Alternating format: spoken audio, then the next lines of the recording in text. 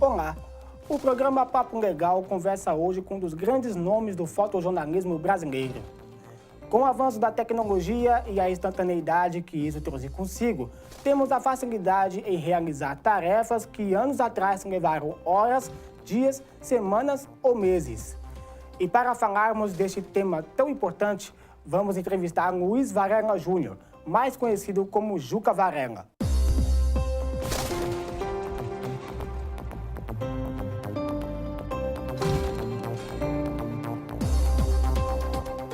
Juca, é uma honra de receber você aqui. Bom dia. Bom dia, a honra é toda minha poder compartilhar a experiência com Muito o obrigado. pessoal da Uninove. Obrigado.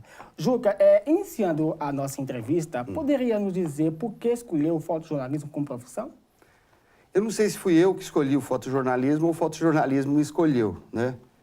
Mas a minha paixão pela fotografia começou desde cedo. Eu tinha 4 ou 5 anos e nos passeios que eu fazia com a minha família, o meu pai já pendurava no meu pescoço uma câmera fotográfica, dava até um nó na correia para a câmera não arrastar pelo chão. E eu lembro, as vagas lembranças que eu tenho dessa primeira infância, eu com essa câmera pendurada no meu pescoço. Aí foi indo, aos 7 anos eu ganhei a minha câmera fotográfica, aos 11 eu ganhei outra, fiz uma foto do incêndio e publiquei minha primeira foto num jornal da minha cidade. Na adolescência eu já comecei a trabalhar cedo como office boy e minha paixão pela fotografia só aumentava. E eu comprei o primeiro equipamento já dito profissional, né? Uma câmera reflex, com teleobjetiva, tudo. E dali a alguns anos eu batalhei e já consegui montar um estúdio. Então eu tive até a oportunidade de testar duas das vertentes da fotografia, né? A fotografia publicitária e o fotojornalismo, que me atraía mais. E eu fiz a opção pelo fotojornalismo, que tentei uma faculdade de processamento de dados, desisti no meio e aí acabei entrando em jornalismo e me formei na Metodista. Ok. Vamos saber um pouco mais sobre a história de Juca Varela. Formado em jornalismo pela Universidade Metodista de São Paulo, Juca Varela é repórter fotográfico há mais de 20 anos. Esteve ligado a grandes publicações brasileiras e cobriu os eventos como a Copa do Mundo da França em 1998, as Olimpíadas de Sydney em 2000 e a Copa do Mundo da Coreia em 2002. Também cobriu o assassinato de Paulo César Farias e a Guerra do Iraque. É treinado na Argentina pela CAECOPAS, organismo ligado a organizações das Nações Unidas, a ONU, que prepara os jornalistas para atuarem em áreas de conflito. Publicou o livro Diário de Bagdá. Varela foi premiado com 2 grandes prêmios Folha de Jornalismo em 1996 e a cobertura no Iraque em 2003. Prêmio Edson de Jornalismo e os 2 prêmios Comunique-se em anos de 2004 e 2007. Quais foram as dificuldades que você encontrou no começo da sua carreira? No começo da carreira, existia um funil enorme para se entrar no mercado de trabalho, não é? Existiam jornais grandes, existiam poucos, não existia uma oferta de vagas que as plataformas digitais hoje oferecem, né? E essa foi a grande dificuldade mesmo, porque eu tive a oportunidade de trilhar um pouquinho a fotografia publicitária, mas devido ao meu interesse pela fotografia jornalística, eu fiquei bem uns 4 ou 5 anos tentando entrar num grande jornal. E esse funil, esse gargalo que tinha para a gente conseguir se colocar num grande jornal era uma grande dificuldade da época. Entendi. Juca, o que mudou na prática jornalística com os dias de hoje na fotografia, né? E como é sair das fotos analógicas e entrar neste mundo digital? Então, essa é uma questão, a gente discute muito, os fotógrafos, os repórteres fotográficos da minha geração, porque num período muito curto de tempo, a gente saiu de uma fotografia artesanal, praticamente. Quando eu comecei a fotografar para a Folha, no final de 1990, começo de 91, eu fazia viagens para o jornal e revelava meus filmes no banheiro de hotel, em guarda-roupas de escritório, enfim. Então, essa dificuldade, que na época não é? Hoje a gente vê como uma enorme dificuldade, mas aquilo, na verdade, era um grande aprendizado. A gente ia cobrir Copa do Mundo, ia cobrir a posse de um presidente com uma câmera ou duas e um rolo de 36 poses num filme. Hoje você tem um cartão de 64 GB que cabe 7.000 fotos, né? Então, naquela época, a edição era feita muito mais no olho e no planejamento da foto antes de você apertar o botão. Hoje, você produz uma enorme quantidade de foto e depois você vai ver qual que é a melhor, tal. Então, não existe um planejamento, um olhar mais de edição durante o trabalho, né? Então, eu acho que, na minha geração, essa adaptação foi complicada. Eu conheci gente, e a Folha começou a mexer com digital em 94. Cobriu a Copa de 94 com uma câmera digital chamada Stevie Wonder, porque não tinha o visor atrás para você enxergar a foto que você tinha acabado de fazer, né? E uma câmera que o jornal pagou uma fortuna e se mostrou ineficaz para cobrir futebol. A gente até brincava, o fotógrafo tinha que disparar a câmera quando estavam cobrando escanteio, para a câmera disparar a hora que a bola estava na pequena área, já quando alguém ia cabecear. Ela tinha um delay na fotografia enorme. Então foi uma adaptação complicada.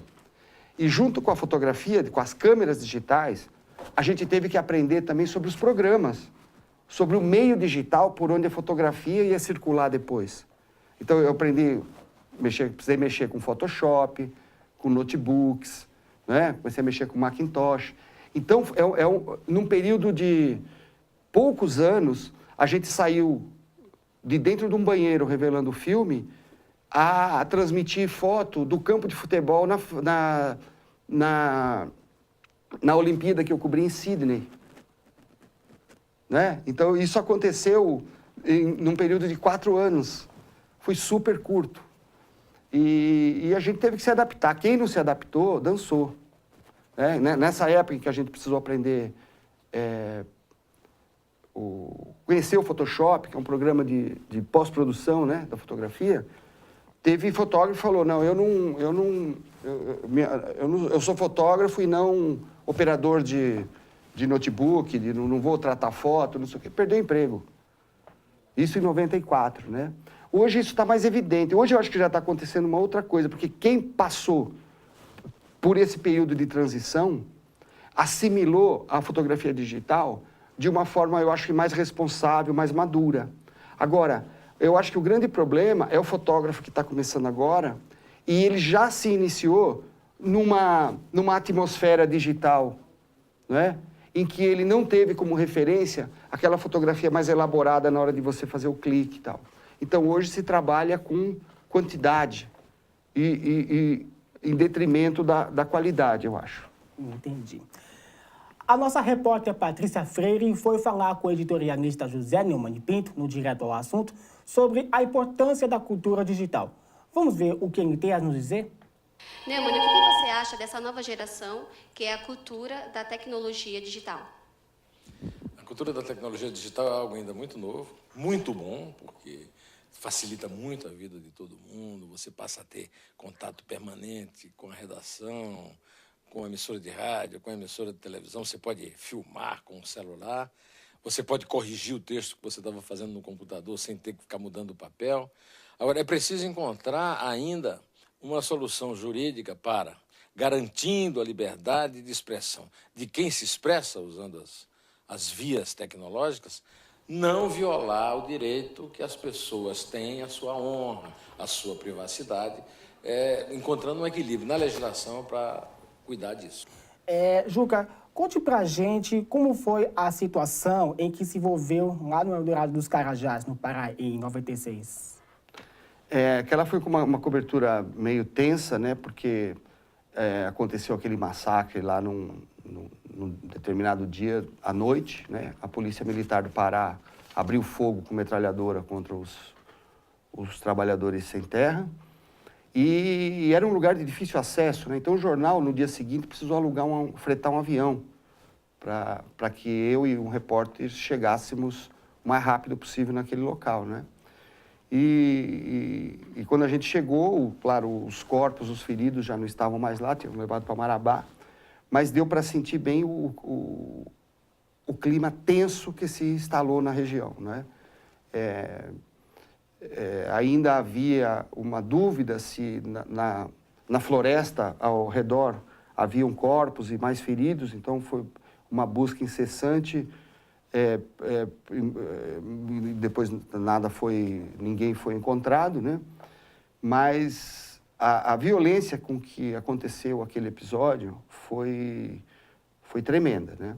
É uma cobertura que começou ali no dia seguinte ao massacre, ela se intensificou mais no dia do sepultamento dos 19 sem terra e durou depois em torno de 20 dias. Então, praticamente eu morei lá em Parauapebas, distante aí uns 50 quilômetros do local do massacre.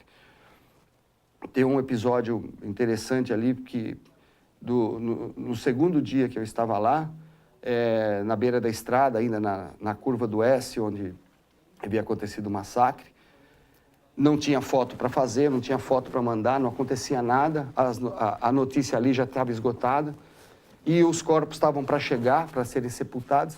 Aí eu acabei tendo um palpite e falei, bom, se tem 19 mortos, devem estar abrindo 19 sepulturas em algum lugar. E eu corri para Curionópolis, para o cemitério de Curionópolis, que era mais perto, e me deparei lá com vários coveiros cavando dezenas de sepulturas. E eram dezenas porque tinha mais de 20, eu tinha contado 22. Aí eu chamei o coveiro, fiz algumas perguntas para ele e perguntei por que tinha 22 sepulturas se tinham morrido 19 só. Ele falou, olha moço, nessas horas é melhor sobrar do que faltar, né?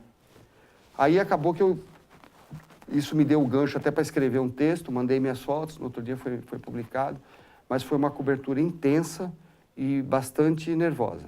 Entendi. Qual foi a sua experiência em cobrir a fome na Etiópia, junto com o correspondente Jamil Chad, que até virou um livro O Mundo Não é Plano? Essa foi outra cobertura bastante forte, onde a emoção acompanha determinadas coberturas pesadas e fortes que a gente faz constantemente, né? Essa foi uma bastante intensa. A gente entrou na Etiópia meio camuflado, porque o governo etíope não permitia entrada de jornalista estrangeiro para fazer matéria sobre um dos principais problemas que assola a Etiópia, que é a fome. Então a gente entrou com o apoio da Cruz Vermelha,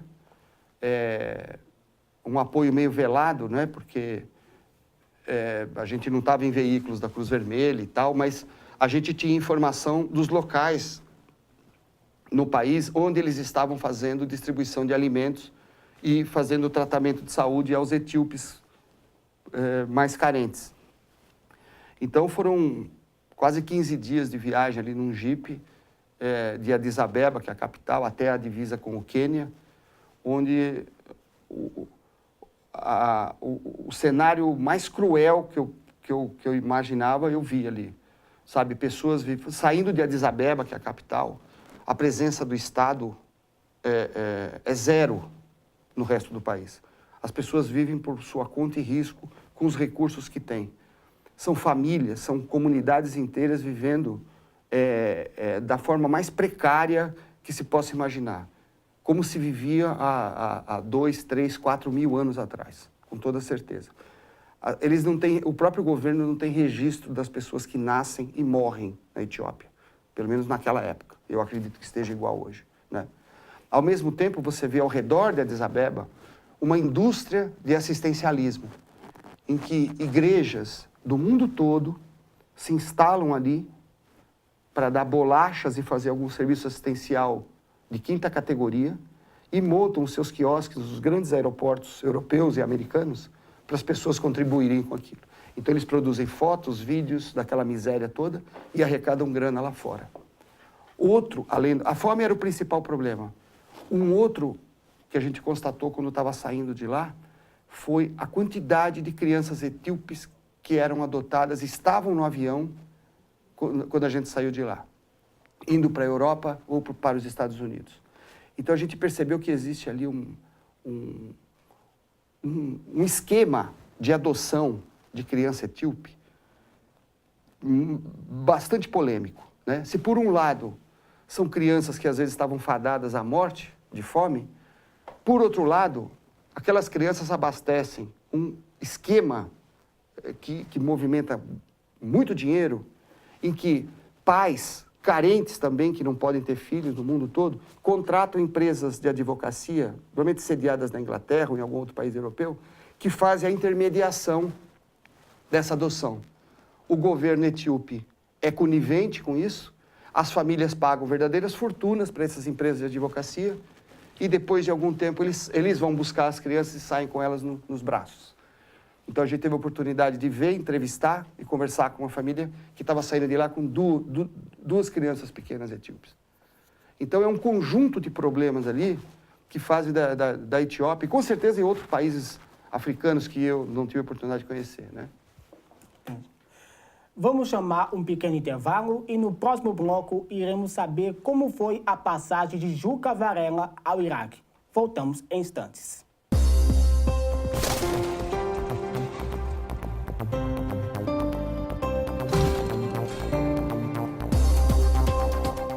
A Uninove está entre as 50 melhores universidades particulares da América Latina. Essa universidade? Também. A Uninove oferece a melhor estrutura tecnológica. Essa universidade? Também. A Uninove tem os melhores professores. Essa universidade? Também. Uninove Presencial e Uninove Educação à Distância. A mesma qualidade e o mesmo diploma. Escolha seu curso e matricule-se já.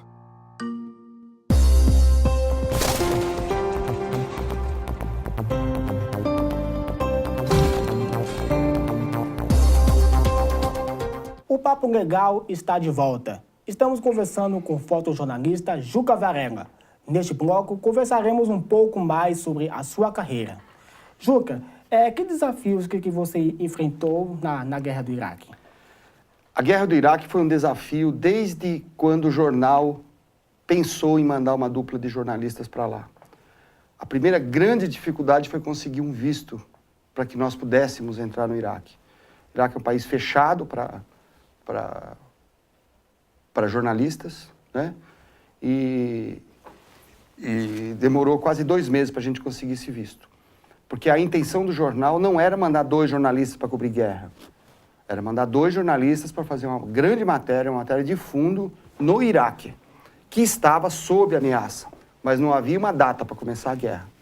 Então, nesse período, a gente sabia que durante o período que estivéssemos lá, a guerra poderia começar.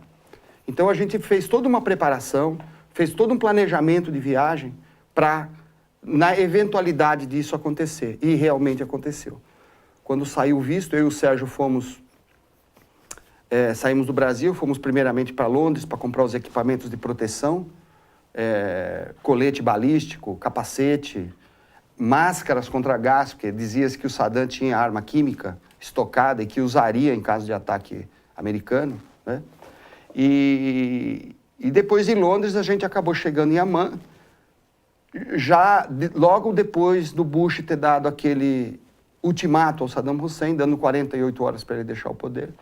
Então, a nossa decisão de ir ou não a Bagdá aconteceu assim em poucas horas, porque ou a gente ficava em Amman, e nesse caso eu voltaria para o Brasil, porque eu sou um repórter fotográfico, um profissional de imagem, eu não ia cobrir uma guerra que estava se descortinando ali perto, a partir de um hotel 5 estrelas em Amman. Como a gente sabe que tem jornalista aí que acabou fazendo isso, né? Cobria lá do Kuwait e tal. Então eu falei, para mim não me interessa, eu vou voltar. E a gente decidiu para encarar esse desafio enorme. A gente alugou o carro em Amman e conseguimos chegar em Bagdá depois de 13 horas de viagem, poucas horas antes do primeiro bombardeio, né? Esse foi o primeiro desafio. Aí foi uma sequência deles, né?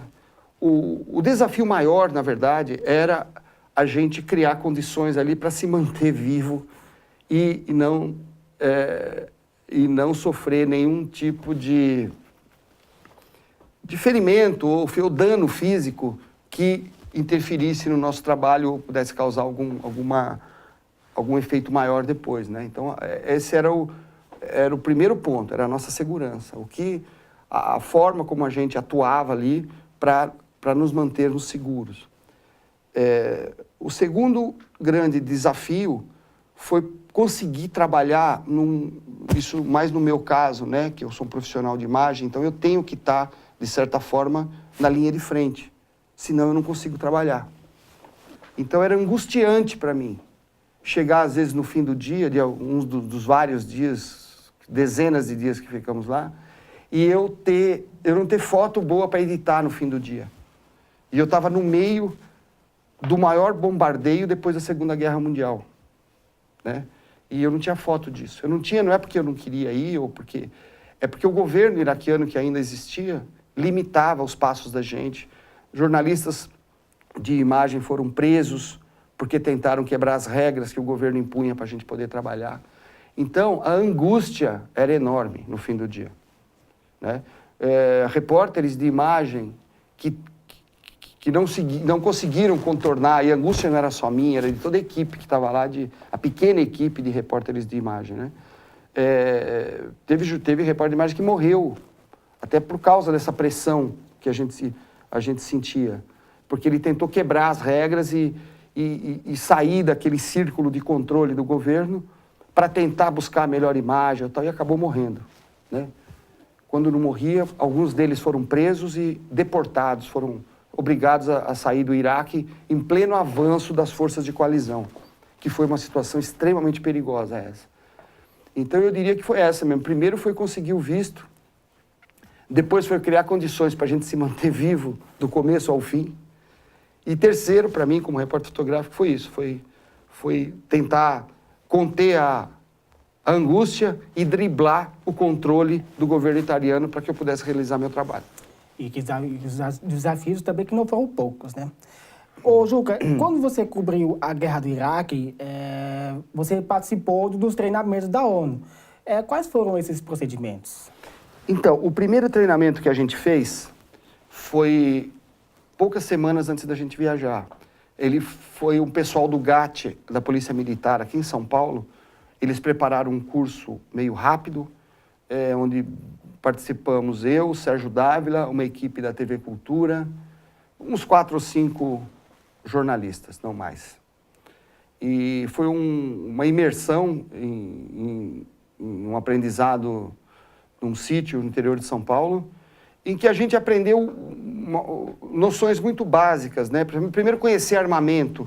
Quais eram os armamentos que estariam sendo usados naquele terreno, né? Isso é importante qualquer jornalista conhecer.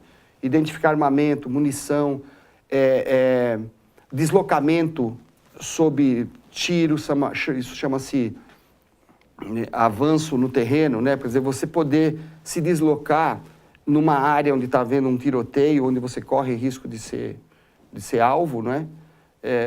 A gente aprendeu sobre mina terrestre, até sobre arma química, eles ensinaram a gente um pouco. Mas foi um curso curto, limitado, mas que nos deu algum embasamento teórico sobre um assunto que não é muito familiar a jornalistas, né? Que é armamento e deslocamento no terreno e tal, coisa e tal. E assim a gente foi para o Iraque. A gente acabou aprendendo, observando os jornalistas mais experientes, que tinham muitos, e com nossa própria intuição e experiência de vida mesmo. Agora, o curso melhor que eu fiz, e esse sim me deu bem mais experiência para as outras 3 vezes que eu retornei para o Iraque, foi em 2005, 2010, 2013, foi um curso que eu e o Sérgio fizemos em Buenos Aires, junto com... Era um curso de operações conjuntas, de treinamento para atuação em área de conflito. Então, esse curso, ele treinava não só jornalista, mas ele treinava pessoal de organização humanitária, tipo Cruz Vermelha. Ele treinava tudo ao mesmo tempo. Ele treinava desde piloto de helicóptero até soldado, enfermeiro. Então, ele criava, é um curso que durou quase 15 dias. É uma imersão total. Então, eles criaram uma situação em que num país estava havendo uma guerra étnica muito violenta. Então a gente iria para esse país fictício e iríamos trabalhar nesse cenário. Então, e todos estavam em treinamento. Os soldados que estavam lá também estavam sendo treinados. Os pilotos dos helicópteros que nos resgataram à noite, um resgate noturno, uma simulação de resgate noturno, também estavam sendo treinados para resgatar soldados à noite. Um determinado momento em que houve uma simulação de sequestro, eles invadiram, os rebeldes, entre aspas, invadiram o hotel onde os jornalistas estavam e todos foram sequestrados. Nós fomos levados a abrir uma vala, diriam, à noite, foi muito violento, né? Teve gente que não aguentou, inclusive. Alguns foram levados para umas salas e houve simulação de tortura. Que tipo de tortura que pode haver nessas condições, né? E teve jornalista que pediu para sair. Foi bem forte mesmo, mas bastante real, né? E isso deu uma noção geral, desde até sobrevivência na selva, primeiros socorros, você se automedicar, né? Aplicar injeção em você, adrenalina e atropina e outras coisas. Então foi esse treinamento que a gente fez que era espetacular, que hoje infelizmente não existe mais. O que você sentiu quando o presidente George Bush, na época, pediu para que vocês, jornalistas, saírem direto do campo de Rashid, em razão da falta de segurança na região? Como é que foi isso? Então, o Bush, na verdade, o ultimato dele foi para o Saddam Hussein deixar o poder. Nesse mesmo ultimato, nesse momento, havia cerca de 2.000 jornalistas em Bagdá só. Depois do ultimato dele, foi uma debandada, porque ele sugeriu que jornalistas, pessoal de organização humanitária, pessoal diplomático, deixassem o país. Porque terminadas as 48 horas, ele não podia garantir segurança de ninguém. E quando você ouve isso, o presidente da maior potência do mundo, irado e com espírito vingativo pelos ataques de 11 de setembro, a melhor opção era sair mesmo.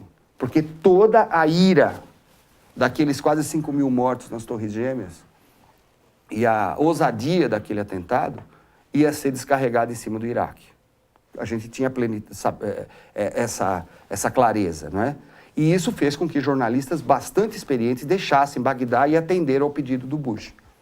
Menos 180, que foram os que ficaram no Hotel Palestino, não ficaram no Hotel Palestino. E menos 2, eu e o Sérgio Dávila, que depois do ultimato a gente decidiu encarar e tentar chegar em Bagdá, né? Então, foi assim um passo decisivo. O jornal nos deixou completamente à vontade, não foi o jornal que decidiu isso. Foram conversas entre eu e o Sérgio Dávila, e tinha que ser uma coisa de comum acordo. Porque não adianta eu querer ir, ele não quiser, ou ele querer, eu também não é? Porque é o tipo de cobertura que tem que ter uma dupla, um ajuda o outro, não é repórter e fotógrafo, são 2 jornalistas, são 2 pessoas que têm que ser companheiras de guerra e estar junto até o fim. E um confiar muito no outro, porque qualquer problema que desse em um de nós 2, a gente só dependeria do outro para continuar vivo ou sair de lá. Então foi uma decisão bastante difícil de tomar, mas eu digo que a gente tomou de forma acertada, porque a gente foi para lá, conseguiu cobrir de forma exclusiva, né? Oferecemos para os leitores da Folha uma visão exclusiva de um evento que abalou o mundo naquele momento. O Papo Legal vai fazer um rápido intervalo e volta daqui a pouco. Não saia daí.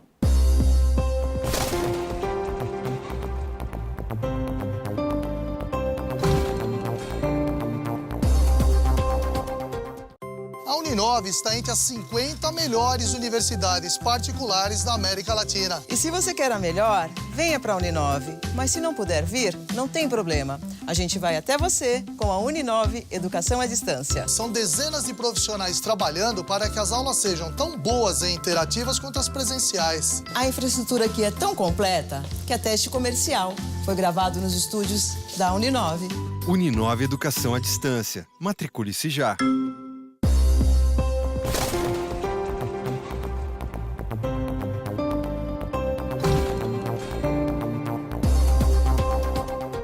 O Papo Legal está de volta. Hoje estamos conversando com o fotojornalista Juca Varela. O fotojornalismo é o tema do nosso bate-papo. Juca, durante a sua trajetória, você passou por grandes redações, né? Tanto das redações do DCI, que é o Diário do Comércio Industrial, se eu não estiver errado, a Editora Globo, na Folha de São Paulo, onde especialmente você ocupou o cargo de editor-chefe de fotografia, e por último no Estadão, se eu não estiver errado. Hoje você sente falta dessas redações, Juca? Eu sinto, sim. Só uma correção. A minha carreira, ela aconteceu durante 17 anos na Folha de São Paulo. Uhum. E eu saí da Folha em 2004, fui para o Estadão, e aí passei um período lá como editor-chefe mesmo. E saí em 2010, depois eu voltei para a Folha como colaborador, né? Por isso que eu digo sempre que a Folha de São Paulo é minha casa. Eu aprendi nela o bom jornalismo, né? Mas eu sinto falta, sim. Hoje, com a situação em que se encontram os meios de comunicação impressos, né? Que eles estão em visível declínio. Né? É uma produção cara que já não encontra financiamento através de publicidades para se manter. A verdade é essa. E, por outro lado, o jornalismo digital ainda não se achou. Eu diria assim, na minha opinião, estamos vivendo uma espécie de limbo, onde você vê derreter, que é o jornalismo impresso, e o outro ainda já não se estruturou como as novas bases do jornalismo do futuro, né? Então, nós estamos vivendo aí alguma coisa que ainda está embrionária. A certeza que sabemos é que o jornalismo impresso nunca mais vai ser como era, como eu vivi durante a minha carreira, né? Mas eu sinto muita falta, óbvio. Hoje eu estou, de uma certa forma, como eu sou jornalista, atuei sempre na área da fotografia, e hoje eu estou começando novamente a ser fotógrafo. Então eu tenho feito trabalhos empresariais, trabalhos fora do eixo jornalístico. Ainda eu tenho uma relação com a Folha, né, de colaborador, mas no geral eu estou procurando diversificar mais o meu campo de atuação. Estou trabalhando mais em projeto pessoal, né, desenvolvendo alguns, mas o jornalismo é o bichinho que pegou e não deixa. Então, mesmo quando eu vou, às vezes, trabalhar com uma empresa ou fazer um tipo de cobertura que necessariamente não é jornalística, eu acabo dando tom jornalístico no meu trabalho, que foi o que me norteou a vida inteira, né? Ah, com certeza. Vamos ver a pergunta da professora Carol. Olá, Juca, tudo bem? A minha pergunta é a seguinte, é referente à profissão do fotojornalista. Depois de tantos anos de profissão, né, você passou por muitas fases da fotografia e do fotojornalismo. Hoje, com tanta tecnologia, facilidade de fotografar com celular, tal, como profissional enfrenta esse desafio de mercado mesmo? Um abraço. Essa pergunta da professora Carol é bastante oportuna, porque eu acho que atualmente o grande problema na profissão de fotojornalismo, e não só, mas de profissionais de imagem em geral, está sendo exatamente essa quantidade de oferta que existe no mercado, né? Eu disse há pouco, quando eu comecei a trabalhar, a gente usava um filme, 36 poses, tinha que revelar, quando estava viajando, revelava no banheiro. Uma transmissão de fotos, você imagina, de ponto a ponto, além da dificuldade de se conseguir a linha, demorava 20 minutos para se mandar uma foto. Hoje, a produção fotográfica, ela é de uma intensidade incalculável, infinita, de um potencial infinito. Por quê? Toda pessoa que tem um smartphone tem uma câmera na mão e fotografa, e já há bastante tempo saiu da condição só da condição passiva de receber notícia, né? Então, hoje, todos são produtores de notícias, são produtores de conteúdo também, tanto de texto quanto de imagem. Só que a imagem hoje, né, somada à crise que acontece no jornalismo impresso, ela vem suprir uma falta de profissionais nas redações, de profissionais de imagem, não é? Porque por mais profissionais que se tenha e mesmo de boa qualidade profissional, a oferta que chega nas redações hoje é enorme, exatamente de fotos tiradas por smartphones, não é? Então, eu acho que essa tecnologia, ela é necessária. Eu vivi esse período, né, desde a fotografia meio pré-histórica, lá de revelar filme em banheiro, até agora, com trabalhos feitos com smartphone. Eu mesmo já fiz fotos com smartphone e publiquei no jornal. Porque para aquele momento e naquela necessidade, usar o smartphone era mais adequado do que a minha câmera fotográfica, que é toda trambolhona e pesada e tudo mais. Então, eu acho que é uma reinvenção do fotojornalismo, mais uma delas, né? Quando surgiu as câmeras digitais, o jornalismo, o profissional de imagem precisou se reinventar. E agora, eu acho que não é bem o profissional de imagem, é a própria fotografia que está se reinventando. E as redações estão assimilando isso, tanto redação em plataforma digital, quanto redação de jornalismo impresso ainda, estão se beneficiando bastante dessa mudança. O profissional de jornalismo, daquele formato que a gente conhecia anos atrás, ele praticamente está em extinção. Novos talentos vêm surgindo, né, que são esse jornalismo alternativo de imagem que está surgindo, que é bastante oportuno também. Mas, enfim, eu acho que o mesmo limbo que encontra as plataformas do jornalismo hoje, a fotografia jornalística, ela também está num limbo. E ela vai encontrar o seu caminho de modo que a quantidade de oferta hoje não diminua tanto a qualidade como está acontecendo, né? Entendi. Agora vamos ver a pergunta da universitária de jornalismo, Kênia Araújo. Em 96, você recebeu um prêmio Folha de Jornalismo, cujo tema ele retratava o caso PC Farias e seu envolvimento com a máfia italiana. Em algum momento você foi censurado, o seu trabalho foi censurado por conta de alguma imagem que não poderia ser vinculada? Não fui censurado em nenhum momento. Pelo contrário. Aquela cobertura, ela começou parecida com a de Eldorado Corajoso, foi depois. Aquela cobertura começou num momento muito complicado da política brasileira, onde o PC Farias era um poço de informações de todo o esquema de corrupção que envolvia a eleição do presidente Collor e depois a sua queda, né? Então, num belo domingo, ele amanhece morto com a namorada em Maceió. Ele era visto na época, vamos dizer, mal comparado, é a mesma coisa que o Eduardo Cunha amanhecesse morto se resolvesse falar de todo o PMDB ou do governo Temer, né? Aí disseram logo de imediato que havia sido um crime passional. Então, logo de cara foi construída ali uma teoria que se sabia que não era verdade, né?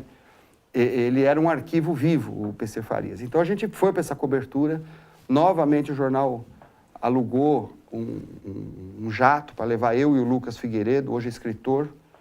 Inclusive, o primeiro livro dele foi sobre Paulo César Farias, chamado Morcegos Negros. A gente acabou indo em Maceió às pressas. E chegando lá não tinha foto para fazer, a gente foi para o ML, os corpos já estavam no ML, e eu acabei fazendo uma foto sozinho, uma foto muito exclusiva, do corpo do PC Farias no IML. É uma foto polêmica, ele estava nu, o assistente lá, o médico legista, ainda estava mexendo na ferida da bala que o matou, e eu fiz aquela foto, revelei no banheiro do hotel, aqueci o químico para a revelação com água do chuveiro, porque não dava tempo, o juiz foi à noite, o jornal já estava fechando. E outro jornal não daria aquela foto. a ousadia que a Folha tinha naquela época, ainda tem uns resquícios hoje, fizeram o jornal dar a foto de um cara nu na primeira página, e aquilo foi um espanto para mim. Eu sabia o que eu tinha na mão, que era um tremendo furo fotográfico, mas eu estava na dúvida se o jornal ia dar ou não aquela foto na primeira página. Entendi. E acabou dando. Mas, pelo contrário, eu não recebi censura nenhuma. Eu sempre tive na Folha, aliás, eu quero ressaltar isso, total liberdade de atuação. Nunca, absolutamente nunca. Os locais onde eu atuei tentavam me censurar. Seguranças, realmente, que adoram fazer isso, ou assessores de imprensa tentam falar, isso não pode, então. Mas do próprio jornal onde eu trabalhava, nunca. Tá. Juca, qual que é a estratégia para tornar-se um grande fotógrafo? É difícil falar em estratégia. Eu diria que depende da dedicação àquilo que se quer, ter esse objetivo como claro, né? E se dedicar muito a ele, muito. O mercado de trabalho, na minha época, era um dos principais fatores impeditivos para você entrar, para você ser um grande fotojornalista. Ou ser fotojornalista de um grande jornal. Mas hoje, o mercado oferece, ele se transformou e oferece inúmeras oportunidades. Então, eu acho que a dedicação é a principal delas. E fotografar e fotografar sempre. Observar o trabalho dos grandes fotógrafos. Não só fotojornalistas, mas fotógrafos de arte. Os clássicos da fotografia. Porque o fotojornalismo, um dos elementos é a composição, a plasticidade, a informação e a leitura que se faz das fotos. Então, ele necessariamente tem elementos que vêm dos grandes mestres da fotografia, né? Desde Cartier-Bresson e até agora, passando pelos mais contemporâneos. Tem que conhecer o trabalho de Sebastião Salgado e ver o que ele faz e o que fez. E se dedicar cada vez mais. E hoje é mais fácil fazer isso. Na minha época, a nossa dedicação era muito cara, porque cada foto que você fazia, ou cada rolo de filme que você gastava nesse processo de inserção no mercado, você pagava, e pagava caro. Hoje, você aperta 2 botões, você deleta as fotos estragadas que você não vai usar e começa tudo de novo. Então é mais fácil. Agora, o mais importante de tudo, é não deixar a tecnologia, a quantidade de imagens por segundo que você pode fazer hoje, tirar aquela capacidade sua de pensar cada fotografia, de analisar o conteúdo dela, e só clicar, só apertar o botão da câmera, quando você tiver a tua foto já construída ali na sua frente. Não fazer fotografia por tentativa e erro. Isso não funciona para quem quer ser um profissional de fotojornalismo. Poderia nos dizer um pouco sobre os livros O Mundo Não é Plano e do Diário de Bagdá, onde teve as suas fotos publicadas? O Mundo Não é Plano, ele foi feito em 2009, mas a minha participação no livro foi somente com as fotografias. O livro foi concebido pelo Jamil Chad e ele foi inspirado na nossa viagem para a Etiópia, em 2009. Porém, ele traz elementos de outras vivências que o Jamil teve no decorrer da sua carreira, brilhante carreira, por sinal. Então, a minha contribuição ali foi somente na construção de uma mensagem fotográfica para o livro. Já no Diário de Bagdá, eu sou coautor junto com o Sérgio Dávila. Nós construímos o livro em função da nossa experiência, em função do que a gente viveu lá no Iraque. A gente decidiu transformar o nosso trabalho, consolidar ele num único suporte, até para perenizá-lo, né? Porque senão ele ia ficar fragmentado nos arquivos do jornal e a gente achou que o que a gente conseguiu fazer ali merecia um tratamento especial. E qual foi nossa surpresa? Que logo que a gente chegou no Brasil, depois, já 2 editoras nos procuraram para dispostas a publicar um eventual livro que fizéssemos. Então, a gente decidiu também colocar o livro no formato diário, porque a melhor forma de contar a nossa história, né, ela tem uma linha do tempo muito clara e definida, que era também a mesma linha do tempo da evolução daquela ocupação, daquela guerra. Então, a gente resolveu pontuar. A sequência de fotos que eu tirei, elas serviram de timeline para depois a inserção dos trechos que nós vivemos dia após dia, né? Então, ele foi um livro construído a 4 mãos, né? O texto é do Sérgio Dávila, as fotos são minhas, mas ele foi concebido dessa forma e até hoje é um livro bastante atual. Ele é muito lido em universidades, em pessoas que têm algum tipo de proximidade ou relação com a área de conflito, né? E eu acho que foi uma escolha certa, uma opção certa que a gente fez. Uhum. Para finalizar, Juca, com sua experiência, que conselhos você daria para quem pensa em entrar nessa carreira? Então, como eu disse há pouco, né, é uma carreira que ainda é difícil você se colocar no mercado. Foi difícil na minha época, mas ainda continua. Mas o importante é não perder o objetivo de vista.